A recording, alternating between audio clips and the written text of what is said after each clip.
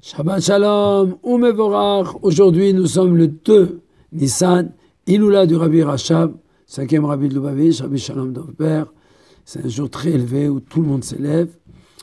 Et bien sûr, nous sommes en préparation à la grande fête de Pessah qui arrive à grands pas. Et nous avons une paracha extraordinaire, le premier paracha du 3e livre de la Torah, Vayikra.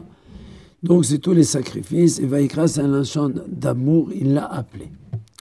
D'ailleurs le Tanya dit que lorsqu'on dit Kriyat Torah, si vraiment on devrait traduire le mot à mot Kriyat Torah, ça voudrait dire l'appel, parce que Koré veut dire appeler.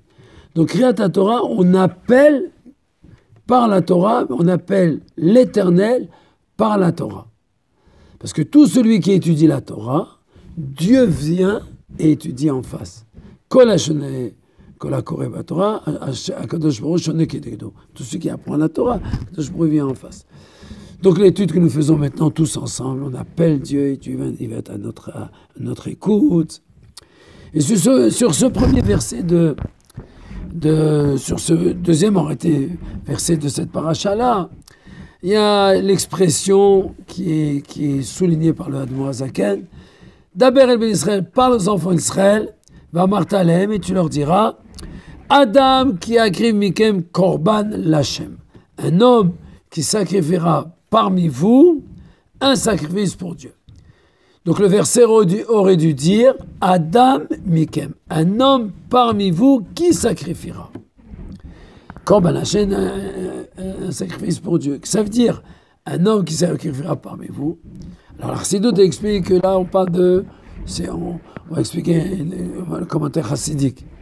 Que Adam, qui a créé Mikem, on parle d'Adam Aelion, l'homme d'en haut, la Neshama, qui a Kadosh Baruch Hu, qui a créé Mikem, il fait le sacrifice de vous, il vous rapproche.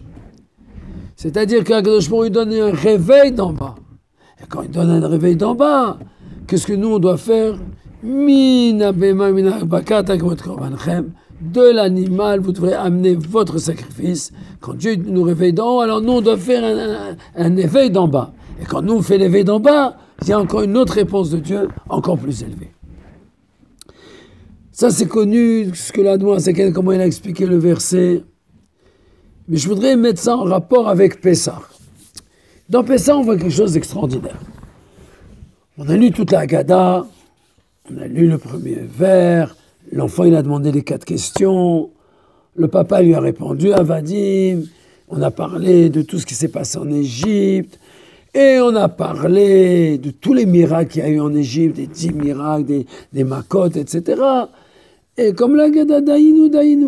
Et après, on a un passage, Rabban Gamiel Omer, Rabban Gamiel, il dit, Kosh lo amar shlosha dvarim elu, Lo yatsa. Tout celui qui n'a pas dit ces 3 choses-là, il n'a pas fait la mitzvah. C'est quoi ces 3 choses-là? Pessah, matzah ou maror. Pessah, le sacrifice de Pessah, la matzah et le maror. On explique pourquoi. Pessah, parce que Dieu il a sauté sur la maison des Juifs et il les a protégés, il a tué tous les Égyptiens. Bon, la matzah, parce que on n'a pas eu le temps de cuire nos matzot. Et après, la Torah nous dit, maror, les herbes amères, tu ne peux pas remercier Dieu sur les miracles qu'il te donne si tu n'as pas ressenti de l'amertume dans laquelle tu étais. Que quelqu'un vraiment il ressent l'amertume dans laquelle il était, alors là, il peut vraiment se rapprocher de Dieu. La même chose dans la Teshuvah, d'avoir de l'amertume de notre éloignement de Dieu. Et après, ça nous crée un attachement encore beaucoup plus fort. Ça veut dire que, malgré que Akadosh Baruch Hu a fait beaucoup de miracles extraordinaires, et que Dieu, il a séparé les enfants d'Israël des Égyptiens, le miracle essentiel que si on ne l'a pas dit, on n'a pas fait la mitzvah. Ça veut dire que tout ce que j'ai dit jusqu'à maintenant, que quand il y a eu les Makot en Égypte, Vifla Hashem, Dieu nous a séparés, ben si j'ai dit tout ça, j'ai pas fait encore la mitzvah. C'est pas suffisant. Rabban Gamé dit, si j'ai pas parlé du Korban Pessah, de ce miracle-là, que Dieu il a sauté au-dessus des maisons juives pour tuer les Égyptiens, et nous protéger à nous, nous sauver à nous, si j'ai pas parlé de ce miracle, j'ai pas fait la mitzvah. Quand je l'ai marre, et pourtant, j'ai parlé de tous les autres miracles. Et Rabban Gamé dit, ça suffit pas. C'est le 10e miracle que Dieu il a sauté sur les Juifs qui est lui le plus important. Qu'est-ce qu'il y avait de spécial dans ce miracle?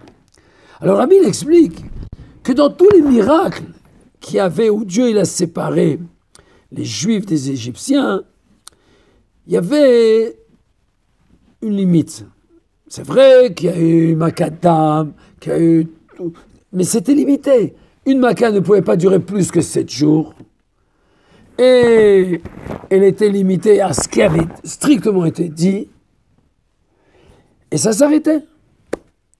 Mais la Maca de Bechorot, c'était une Maca spéciale. C'est une Maca qui n'a pas eu de limite. Les Égyptiens sont vraiment morts. Les aînés égyptiens sont vraiment morts. C'était terminé. Il n'y a pas eu du tout de chesed.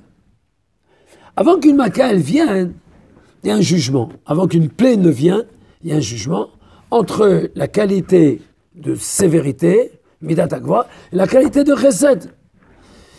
Alors, il faut que le chesed, il accepte. Alors, on dit au chesed, tu sais, cette Maca, elle dure que 7 jours.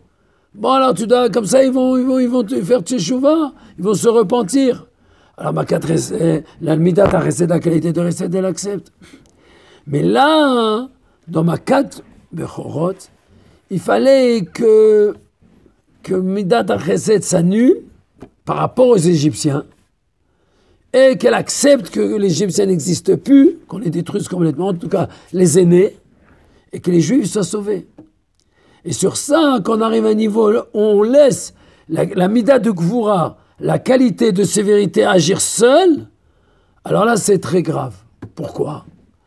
Parce que alors là, la Midat de Gvura, la qualité de Gvura, elle peut dire, mais les Juifs aussi, ils méritent. Comme on voit exactement cette mise en scène lorsqu'on est arrivé devant la mer Rouge. La Midat Gvura, elle dit, Alléluia Avdazara, Alléluia Avdazara. La Midat, la qualité de sévérité, elle dit, eux, ils ont fait l'idolâtrie. Eux, ils ont fait l'idolâtrie. Les Juifs aussi, ils ont fait de l'idolâtrie en Égypte. Pourquoi tu sauves les Juifs et tu sauves pas les Égyptiens? Donc, il faut réveiller dans Akadosh Baruch Hu un amour spécial qui est lié avec le fin fond du juif, qui est au-dessus de Gvura, qui est au-dessus de la sévérité, au-dessus de Chesed. Et c'est le nitsus profond qui attache le juif à Dieu. Où est-ce que c'est écrit dans la Megillah? Dans la Gada de Pessah. C'est écrit Shenigle Alehem Meler Malchei Amlachim, que c'est Dieu lui-même qui a fait la Maca de Bechorot. Pourquoi c'est Dieu lui-même, c'était pas un Nivelo Malach, pas un ange? Parce qu'un ange, il aurait pu s'arrêter et dire, mais aussi les Juifs, ils méritent. Il fallait que ce soit Dieu lui-même qui retrouve chez les Juifs le Nitzutz, l'essence même du Juif, qui est l'essence de Dieu, qui met les Juifs au-dessus de tout ça. Et ça, cette Nekuda-là, ce point-là, c'est ce point-là qui a été dévoilé le soir de Pessah, que dit, c'est que dans le langage de la Chassidut, c'est Nitzutz Boré. Le Nitzutz Boré, l'étincelle qui a créé, elle s'est dévoilée chez les Juifs. C'est le fin fond, le niveau le plus haut de la Neshama, qui fait qu'on est au-dessus de... C'est la prière de Dieu que Dieu nous a choisi, qui dépasse la raison. Donc c'est une force spéciale que Dieu nous donne le soir de Pessah, et on se prépare à ce dévoilement-là. Shabbat Shalom, donc le réveil d'ici, il va faire un réveil d'en haut. Shabbat Shalom, qu'on fasse une belle fête dans la joie, la santé, la cachère et joyeuse. Shabbat Shalom, ou Mevorach.